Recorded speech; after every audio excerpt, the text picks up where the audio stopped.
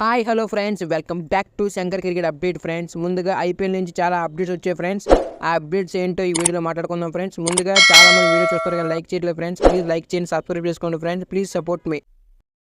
IPL 2025లోని mega ఆక్షన్కు ముందే కొన్ని ఫ్రాంచైజీలు వాళ్ళకి నచ్చిన ప్లేయర్ని ముందే ఆఫర్ చేస్తున్నారంట. మా టీంలోకి వస్తావా అని.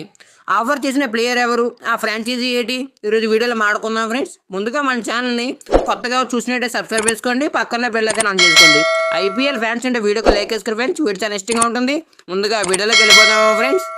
ఐపీఎల్ 2025లోని కేకేఆర్ ఫ్రాంచైజీ అయినా కొంతమంది ప్లేయర్లు మొన్నటి వరకు రిలీజ్ చేస్తారని అన్నారు. ఆ ప్లేయర్లు ఎవరు అంటే రింకు సింగ్, వెంకటేష్ అయ్యర్ బయటకు వస్తున్నారని కూడా సోషల్ మీడియాలో బాగా వైరల్ అయింది మొన్నటి వరకు.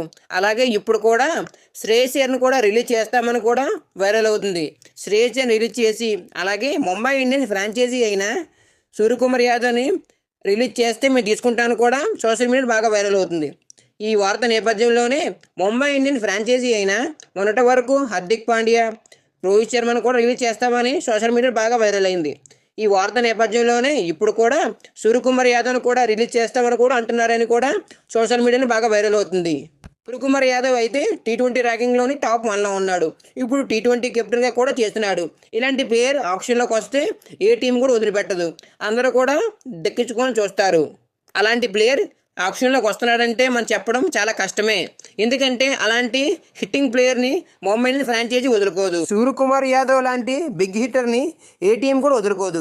అలాగే ముంబై ఇండియన్స్ ఫ్రాంచైజీ కూడా వదులుకోదు. అది భ్రమ అనే చెప్పాలి. ముంబై ఇండియన్స్ ఫ్రాంచైజీ కూడా అతను వదులుకోకుండా సూర్యకుమార్ యాదవ్ అలాగే హార్దిక్ పాండ్యా, బుమ్రాను కూడా రిటర్న్ చేసుకుంటుంది. ఎందుకంటే వాళ్ళ బలం అని కూడా చెప్పింది ఓ ఇంటర్వ్యూలోని.